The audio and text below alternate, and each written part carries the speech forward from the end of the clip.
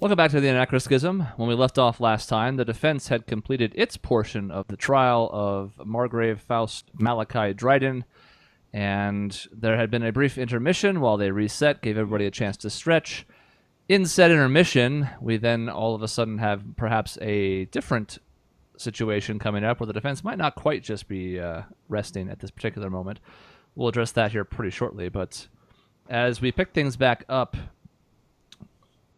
what you've noticed kind of now that you've had this chance to have this break is that people have filtered back into the courtroom in a relatively timely fashion. The nobles can't really be arsed to hustle necessarily, but because they're interested in what's happening, they're not really dicking around all that much. They are the last ones back in, and there's a whole slew of them on your side of the seating area. But for the most part, people, just because they're so curious about what's happening, have abandoned this pretense of sitting out there by themselves.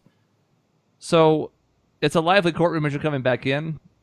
If anything, it's almost noisier than the first time you walked in. The first time there was a buzz certainly in the room as people were just sort of talking about what was happening and how could this come to this. And now, because of just all the events of the first half of the trial, that's sort of multiplied the volume of sound within the room.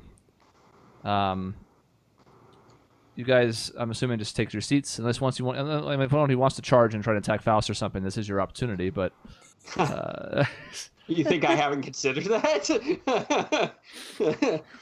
Well, put your money where your mouth is. Yeah. I don't see you rolling initiative. I thinking about it is not the same as acting on it. Thought crime is not a crime. Yet. Do it, coward. Rude. It could be fun. Could be dangerous.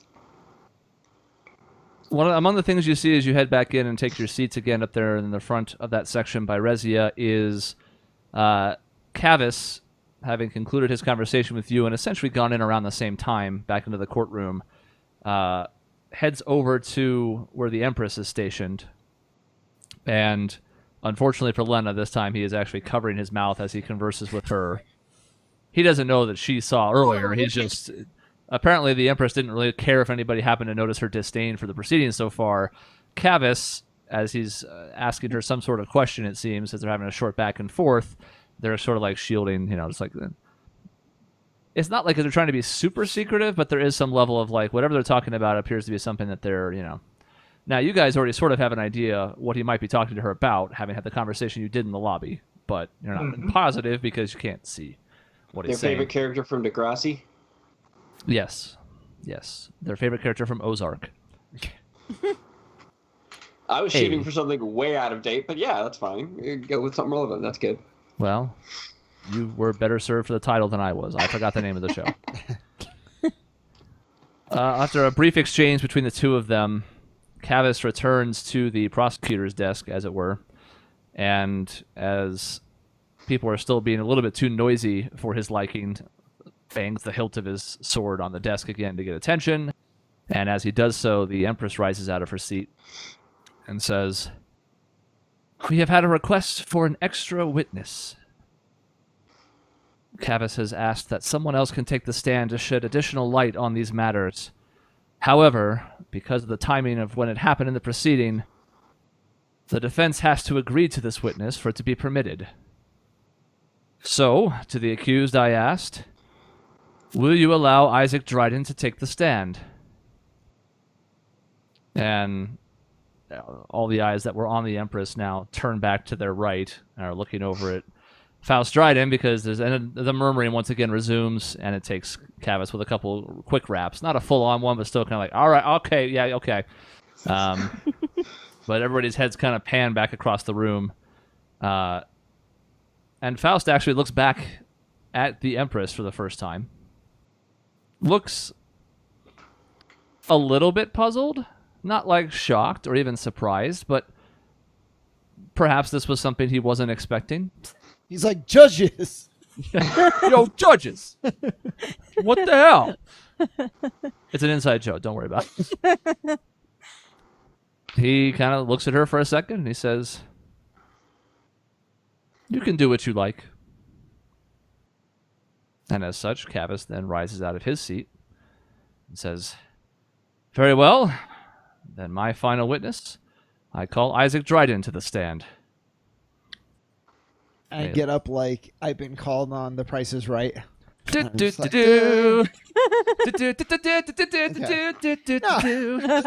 I look, focused. High-fiving everybody in a row. I look focused, and I go up to the stand. He gives you the basic rundown in the beginning, asks who you are. You're going to have to sort of answer these, even if it's brief or paraphrased, but in the off chance you don't want to be honest about who you are or anything, this is your chance, but asks you to state your name and relationship to the witness. I'm Isaac, son, all that good stuff. Okay. Asks if you solemnly swear to tell the truth, the whole truth, and nothing but the truth, so help you cord. Just kidding. They wouldn't have you swear to cord. Yes, that's all fine. I promise and all that. And now Cavus goes back to that slow, methodical pacing that he seems to favor as he's just kind of working through his questions of a particular witness. It's almost like a nervous tick of his own. He doesn't really look nervous per se, but it's almost something he does unthinkingly. He's just kind of like walking back and forth because staying in place would almost like slow his brain down somehow. Says, it has come to our attention that your father, and he gestures over to Faust at this point, has provided you with some kind of specialized weapon. Before the recess, we talked about the mana cannon and its development as some kind of new version of that weapon, but if you would, please tell the court about the weapons that you possess. Well, I possess 2 guns designed by my father. One is your standard run-of-the-mill weaponry present on, I don't know, do guards have guns in the city, right?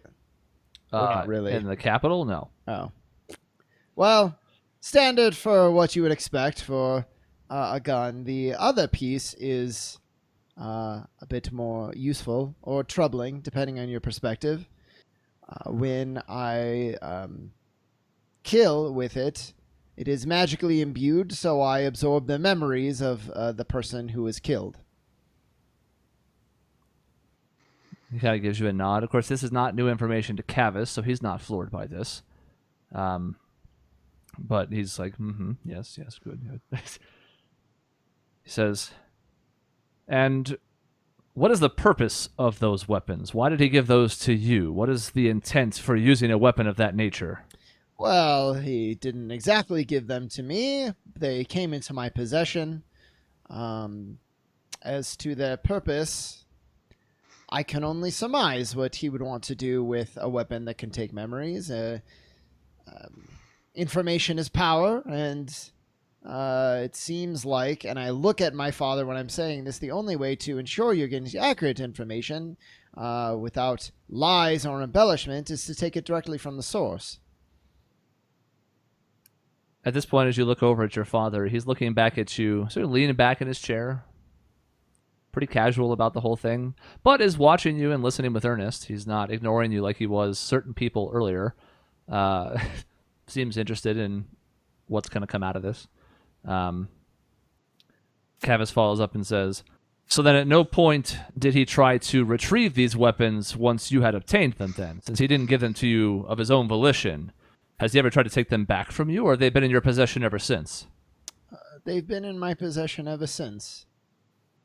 In fact, this is conjecture, but I would almost say he wants me to take them for a dry run. It's not going to work out the way he was planning, but that's my best guess. Cavus continues, just kind of pacing a little bit as he pauses for effect before his next question. Says, let's switch gears a bit and talk about your upbringing. Many in this room know Faust Dryden as the hero of the War of Calamity, but for someone who was raised by him and had a much different and up-close experience with Faust than almost anyone else has had, what was your upbringing like? Well, he wasn't a good father. with him being on trial, you would think I'm here to shine a light on how he used to abuse me and my siblings, lock us in our rooms, withhold food, beat us until we were senseless. None of that, really. It was more like a diplomat's room. It was highly political. He would try to manipulate the kids that he thought he could, and he would hold truths or feed information in certain ways to get what he wanted. We were tools to him.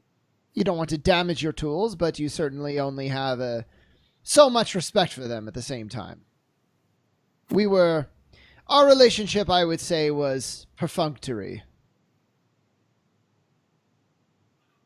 He's been looking at you and just kind of listening, nodding periodically, paying attention. He says, so you've had conversations with your father over the last couple of weeks while he was in captivity here. They had to be private by nature because of the access allowed for Faust Dryden while he was awaiting trial. Could you tell the court what came of those conversations, if anything, and any other information that might be useful for these proceedings? A man who's not taking his position seriously. All he had were quips and jokes and comments about the softness of the pillows and the amenities. Nothing more interesting than that. So nothing of value then? Nothing that might tip you off in any way? Nothing of that sort? No, we didn't even broach such topics. I know well enough not to ask questions that I know he won't give me straight answers to. I respect my time more than that. He's kind of thinking about this for a second. He says, can you tell us a little bit more about how and where you discovered this information about this mana cannon, the other blueprints that you had discovered that were entered as evidence? Can you link them to where you had discovered them, please? Certainly. I visited the mansion, my home, and went up to, what floor was it? 3rd floor?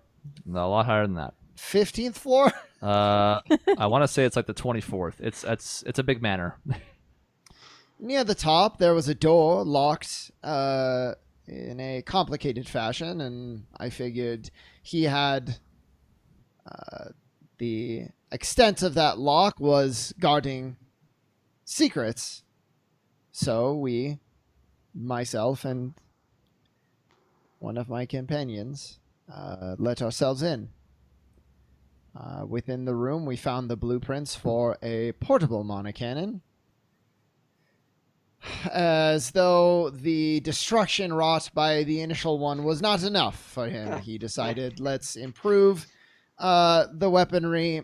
Let's make it so we can transport it across the continent and launch them from anywhere. Let's ensure no city or region is safe. There's this moment where Cavus sort of looks out of the corner of his eye towards Faust, like he's expecting an objection at this point. And after waiting for a moment and hearing nothing, he almost like, not imperceptibly, but close to it, kind of just shrugs to himself. Says, very well. Is there anything else that you would like to enter as testimony about your father at this time? Anything else you want to put on the record with the platform afforded to you by these proceedings? Not really. I'm from what I know about him, I'm surprised he hasn't objected yet. You would think he knows what's on the line with this trial and would want to be a little more forthcoming with information that could paint a broader picture of what exactly is going on here. And I'm looking at my father as opposed to Cavus. Returns your look. Sort of unflinchingly, just kind of like...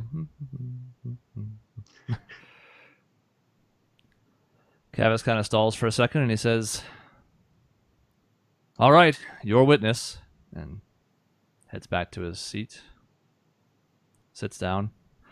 Now, at this point, having watched the first half of the proceedings, you know that Faust has had varying interest in witnesses to this point, from 0 to you wouldn't exactly say a lot of interest for any of them, really, but at least there were a couple that he asked questions of or seemed to be paying attention to. In your case, he does rise out of his seat, come out from behind the defense's desk, and sort of approach the witness bench. Coming all the way over here, are you sure I'm worth it? He turns to the Empress and he says, "Please the court, the witness shall be instructed not to speak until spoken to and asked a question." And the Empress sort of like, you can see her shoulders kind of slump. She's like, "He's right, Mr. Dryden. You will answer questions when asked of them and not offer your comment otherwise." Faust says, "Thank you."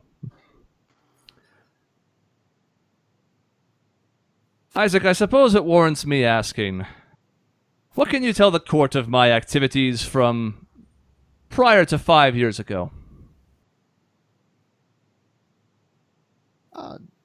Not much, honestly. You kept the same distance from your family as you did from the general public. You were very interested in building a gilded image of yourself, and this extended to the ones closest to you as well.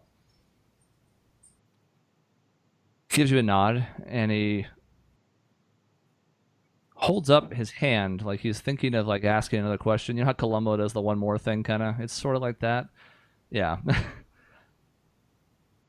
And then he puts his hand back down and he says, "That'll be all. No further questions." And he turns and goes back to his seat at the defense's desk. One of the other people from the prosecution's table, one of the other crusaders, comes over and just sort of leads you, again, not like touching you or anything, but kind of just walks over to where you are up there and escorts you back to the little like gateway of sort of like a saloon door kind of thing that pushes back into the audience gallery and leads you back to your seat. At this time, Cavus stands back up where he is and says, "All right, then I suppose that's it for the additional witness." At this time, the prosecution turns the case over to the defense. And Faust, who did not return to his seat in between, now begins to pace much more briskly, just weaving his way back and forth. He is looking just throughout the gallery, kind of like getting everyone's attention at once. You know, he's kind of canvassing them with his eyes, doesn't really seem to be settling on anybody in particular, or avoiding anybody in particular. His eyes dart in your guys' direction periodically, but not in any additional manner or like a pointed way.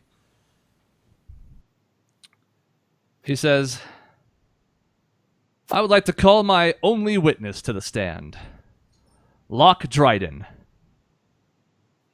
And there is a pause. People in the gallery kind of start looking around the courtroom. They're uncertain as to where this person might be coming from. Isaac, you, of course, recognize that name as his brother, your uncle. Faust, to his credit, is just looking at the doors by the entryway where you guys all originally came in, out there by the lobby. Seems to be waiting for someone to appear. There's this muddled confusion that kind of starts happening, this murmuring that picks up as these seconds pass, and the courtroom starts to be more restless, the gallery in particular.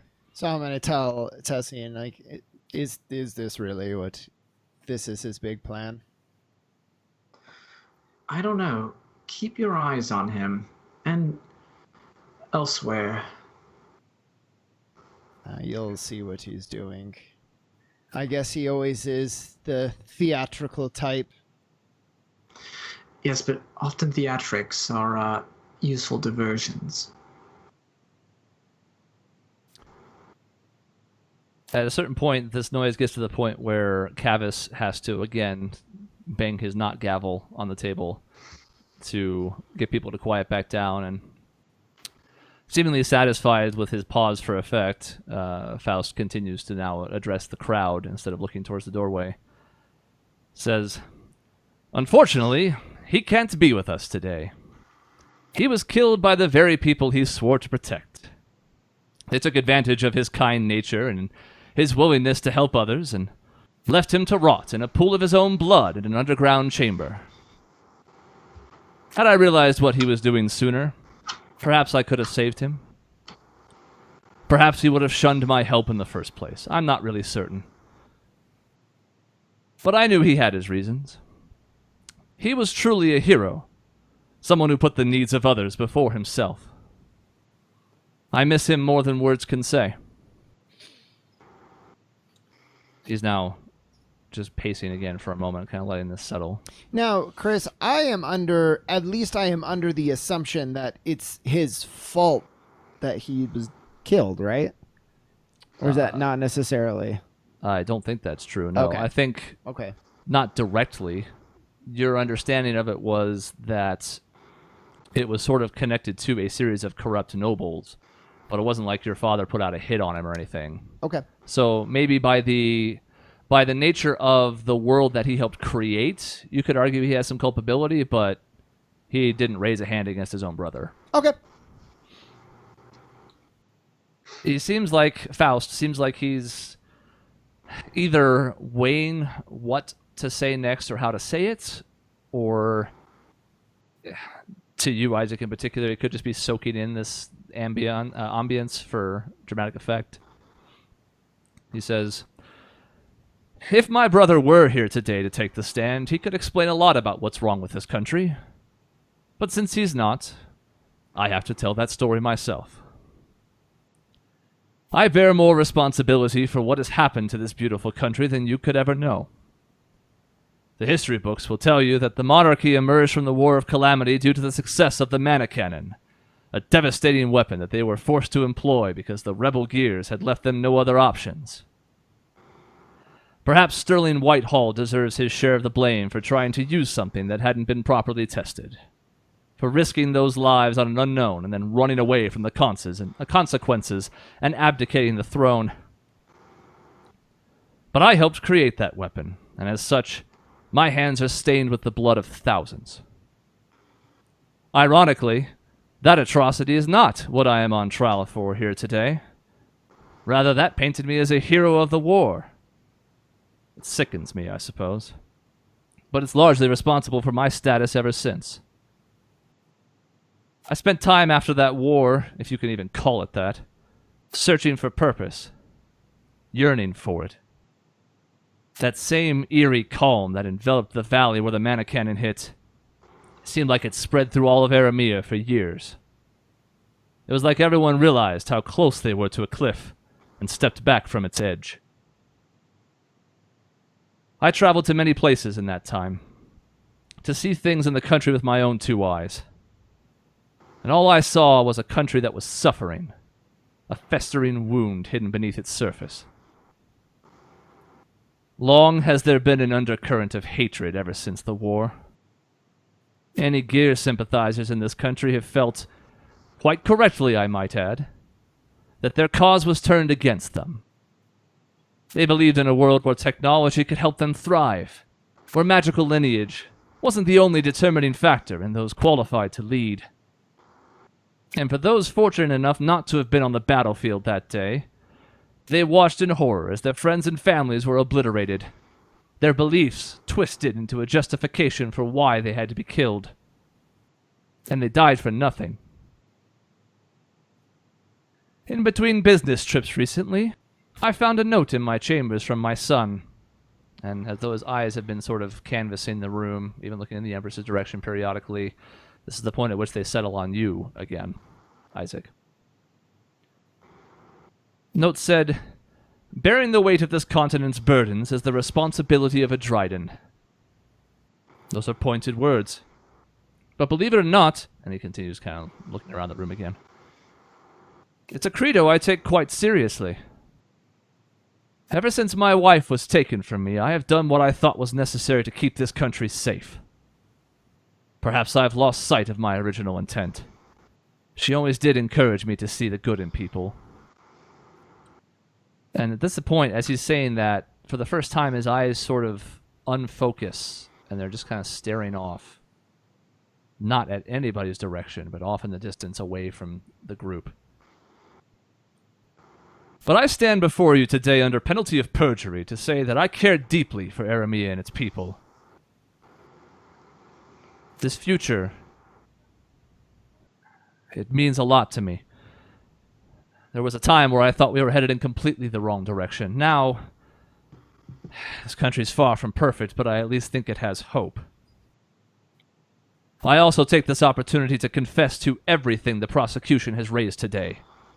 I make no excuses for my actions, offer no reasons other than trying to protect what I once loved.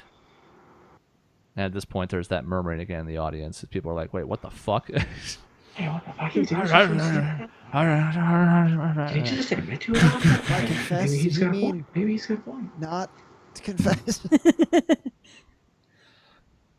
Once it finally dies down at Cavus's behest, Faust, who is once again sort of staring off in thought and not looking at the group, says, "The Whitehalls once abandoned this country for their own selfish reasons. Sterling was a coward, and Carrington was a tyrant. And now he looks directly at the Empress. But we are under strong leadership now. Amelia was a force to be reckoned with, trying to undo the damage her father had done with a hellacious drive and unending compassion. I think it's a result of her strength, of her kindness, that she was taken from us. But Camille has stepped ably into her shoes, working to preserve what's best for commoners and nobles alike. Still, blind spots exist no matter how powerful or benevolent a ruler may be, and that is why I have done what I have done.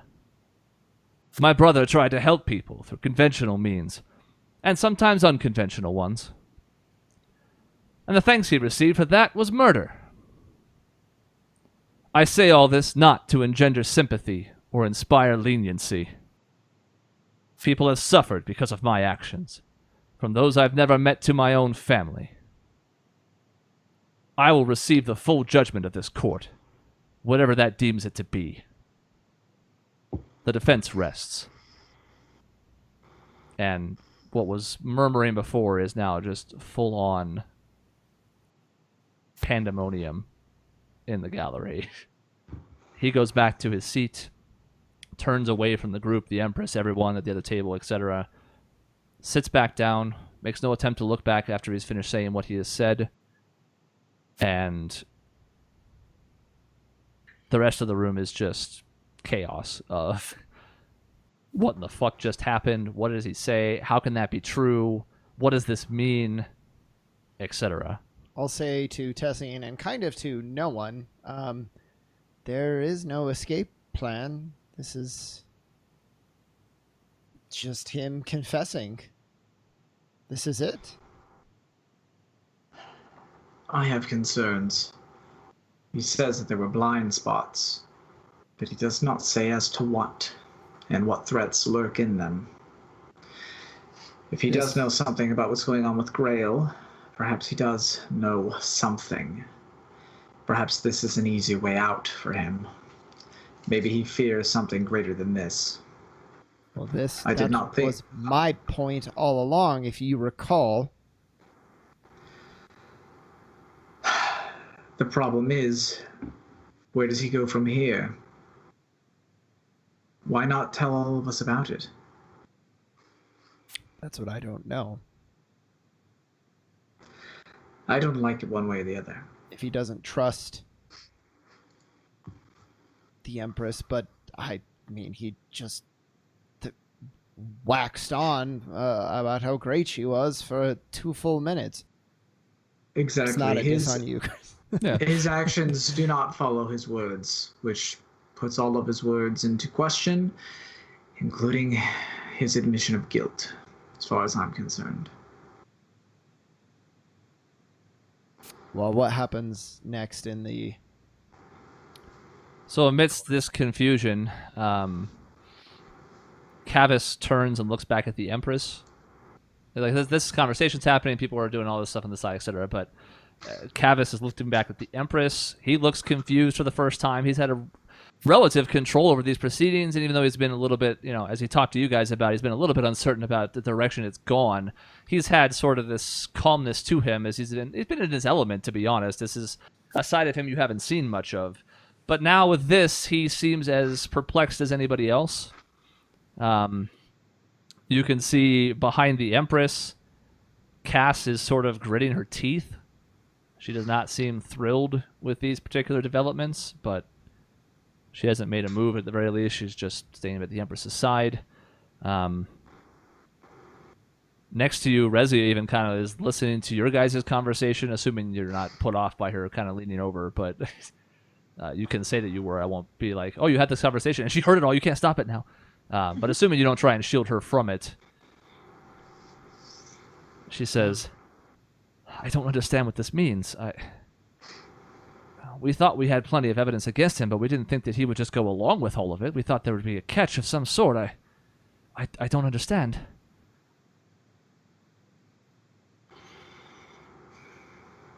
Eventually, Cavus, him and the Empress exchange a look of some kind. It's hard to really read into. But he tries to bring the room back to order. It takes some doing. Unlike before, where he could kind of rap it against the table a couple of times and they would come to order pretty quickly because it wasn't that bad. This takes a couple attempts. It takes a series of it. And it also takes him shouting to be like, okay, let's have everybody calm down, please. At this point, the Empress rises out of her seat. She says, if the defense is willing to offer a confession and then rest their case, we may have no choice but to accept it. We will take another brief recess while we assess what to do next. I ask that everyone else leave the courtroom at this time. And there is a hesitancy among the crowd because they're like, yeah, but it was just getting good. I don't want to miss anything. Based on what we know, will we be invited back for the verdict? Yes. Okay. So this is basically sort of the same break-in between the prosecution's bid and this. It's just a lot quicker than people might have first thought. But yes, it's not like if everybody leaves, they're going to lock the door and then they're going to just murder your dad. Yeah. That'd be funny, though.